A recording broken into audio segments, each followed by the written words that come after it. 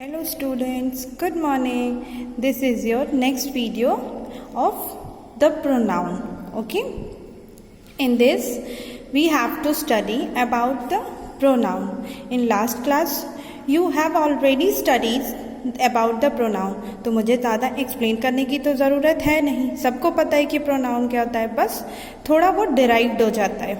Okay, now let us we study. Mr. Kumar is a teacher. Mr. Kumar is to retire in June. Mr. Kumar colleagues are planning to give Mr. Kumar a farewell. इसमें आप देख रहे होंगे कि बार बार Mr. Kumar repeat हो रहा है. तो क्यों ना हम कोई ऐसा वर्ड खोजें या प्रोनाउन खोजें जो Mr. Kumar की जगह रिपीट ना हो. Okay, like this. Mr. Kumar is a teacher. He is to retire in June. His colleagues are planning to give him a farewell. Okay, यहाँ पे ही his उनके लिए यूज़ हो रहा है और him भी. ठीक है, हम इसे pronoun कहते हैं. A pronoun is a word which is used in a place of noun or noun phrase. मतलब हम noun की जगह पे या जो noun phrases होते हैं उनकी जगह पे हम pronoun यूज़ कर सकते हैं. Okay, now come to the kinds of pronoun. यहाँ पे आपके काइंड्स दिए हुए हैं और 8 काइंड्स ऑफ प्रोनाउन दिए हुए हैं. Personal pronoun, possessive pronoun, demonstrative pronoun, interrogative pronoun, reflexive pronoun, indefinite pronoun, reciprocal pronoun and relative pronoun. Now let us we discuss to the first one, personal pronoun. Okay, the following table shows the breakup of personal pronoun with the respect to case, person, number and gender. Okay, so student, focus on the table. This table you shows about the singular, plural, subjective, nominative, objective and possessive. Okay, इसमें आपको क्या दिया गया है कि first person है. ठीक है, पहला मेल है, फीमेल है, फिर न्यूट्रल है. ओके, तो फर्स्ट पर्सन में मेल, फीमेल या न्यूट्रल हो वो आई ही रहेगा. ओके, फिर जब ये सब्जेक्टिव से ऑब्जेक्टिव में जाएगा तो मेल हो, फीमेल हो या न्यूट्रल हो वो मी हो जाएगा. फिर पोजेसिव में जब चेंज होगा तो चाहे मेल, फीमेल या न्यूट्रल हो वो माइन हो जाएगा. इसी तरह सेकंड पर्सन पे आते हैं, यू एंड योर्स. ओके, इसमें भी कोई चेंजेस नहीं होंगे तीनों में. उसके बाद थर्ड पर्सन आते हैं, इसमें चेंजेस हो जाएंगे क्योंकि मेल तो आपका ही होता है, फीमेल शी हो जाएगा. शी तो क्या कहते हैं, मेल होगा नहीं. उसके बाद न्यूट्रल में इट हो जाएगा. फिर अगर इसे हम सब्जेक्टिव से ऑब्जेक्टिव में चेंज करेंगे तो मेल में हिम हो जाएगा, फीमेल में हर हो जाएगा, न्यूट्रल में इट ही रहेगा. फिर पोजेसिव में आते हैं, इसमें हिज हो जाएगा, फिर हर हो जाएगा और इट्स हो जाएगा. ओके, फिर प्लूरल पे देखते हैं. First person we, us, ours. Second person you, yours. Third person they, them, their. Okay, so you can understand it easily. Now, case and personal pronoun. Always use the nominative case if a pronoun is a part of the subject. Example, my sister and me went to the movie. My sister and me went to the movie. ध्यान से सुनिएगा. How it become a me? My sister and I went to the movie. मतलब मेरी sister और मी कैसे होगा कि मैं जा रही हूँ मूवी देखने, मेरी सिस्टर और मैं जा रहे हैं मूवी देखने. तो यहाँ मी की जगह आई हो जाएगा, तो ये आपका सेंटेंस करेक्ट हो जाएगा. Okay, always use the objective case pronoun if the pronoun is a part of object. My sister look a picture of him and I. मतलब मेरी सिस्टर ने उसकी पिक्चर देखी और मैंने. My sister look a picture of him and me. फिर इसमें आता है आपका आई इसमें रॉन्ग है और मी जो है करेक्ट हो जाएगा. Okay, personal pronoun are called a personal because they indicate a person speaking, spoken to or spoke about. इसमें पर्सनल प्रोनाउन क्या कहता है जिसके बारे में आप पर्सनली इंडिकेट कर रहे हो, मतलब उस पर्सन को पॉइंट कर रहे हो कि नहीं वही है आपका, ठीक है, चाहे वो सिंगुलर हो या प्लूरल हो, बट इंडिकेशन ही आपका इसमें पर्सनल प्रोनाउन कहा जाता है। Example, I saw you when she talk to them, मतलब मैंने देखा कि तुम जब उससे बात कर रही थी, ठीक है। In the above sentence the pronoun I refers to the person speaking, the pronoun you refers to person spoken to, and the pronoun she and them refers to person spoken about, okay, जैसा कि मैंने अभी समझाया। Second one, number and personal pronouns. इसमें आपका the number shows whether the pronoun refers to a single person or a thing or more than one person or thing. It tells what verb we have to use, singular or plural. He is late. Using a singular form of verb be is. We are late. Using the plural form of verb be or are. Okay, तो यहाँ पे जो है आपके example में लिखा है he is late, तो आपका वर्ब जो है इसमें इज़ है, ठीक है, और वी आर लेट मतलब हम लेट हुए हैं, तो ये आपका वर्ब चेंज होके इज से आर हो जाएगा, ठीक है। जब आप सिंगुलर हो तो इज़ होगा और प्लूरल हो जाओगे तो आर हो जाएगा, okay. Remember that pronoun you whether is singular और plural always take the plural form of verb. You are late, you were late, okay.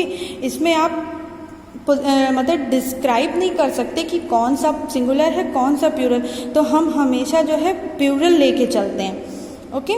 Now come to the next one, gender and personal pronoun. Some of the personal pronouns have a gender which means that they are masculine male, feminine female, and neuter means neither female or female. Knowing the gender of ascendant, we can choose a pronoun with matching gender. Okay, let us see with the example. Sumit is my brother. I like him. Okay, मतलब सुमित क्या है, वो मेरा भाई है। I like him मतलब ये mail है, इसमें सुमित और हिम, तो ये मैस्कुलिन हो जाएगा, okay.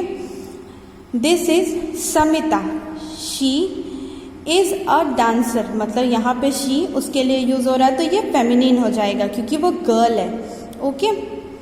This is my pen, give it to me मतलब ये आपका न्यूटर जेंडर है, मतलब वो पेन है, कोई थिंग्स तो नहीं है कि आप उसमें मेल या फीमेल बता सको, तो ये आपका न्यूटर जेंडर हो जाएगा, okay.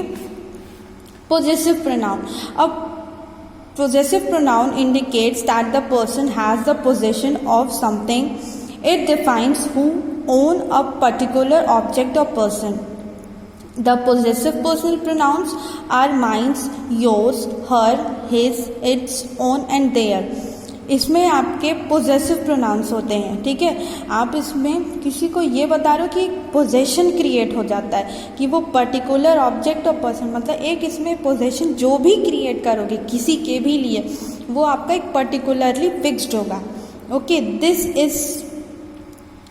This pen is mine मतलब वो पेन मेरी है, मतलब माइन जो है आपका सब्जेक्ट कॉम्प्लीमेंट क्रिएट कर रहा है और वो ये बताता है कि ये आपकी ही है, किसी और की नहीं। Demonstrative pronoun. Demonstrative pronoun point out the indefinite a noun and pronoun. This, these refers to things they are nearby either in a space time, that, and those refers to things that are further away in the space of time. The demonstrative pronoun this, that are used to refers to singular noun.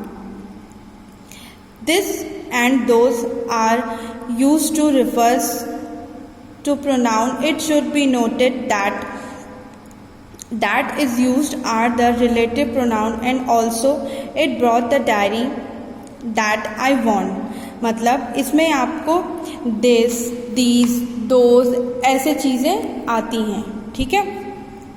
तो इसमें आपको ये बताना रहता है कि यहाँ पास में है, दूर है या कैसे है, ठीक है। Like this is book I want, मतलब ये बुक मुझे चाहिए, ठीक। That is the pen he bought, मतलब उसने वो पेन खरीदी। इसमें आपका सब्जेक्ट दिस और दैट, दोज, दीज इसी पे डिपेंड करता है, ओके। नीचे लास्ट में भी एग्जाम्पल्स दिए हैं, जैसे these are my books, those are his pencil, I want these, she want those, okay. तो इसमें जो है आपका दीज और दोज में सब्जेक्ट बता रहा है, फिर जब सेंटेंस चेंज हो रहा है फिर उसमें आप देखिए कि वो ऑब्जेक्ट बन जा रहा है, okay. Now come to the next one, interrogative pronoun. And interrogative pronoun is used to ask the questions. Interrogative pronoun are who, whom, which, whoever, whomever, whichever, whatever, etc.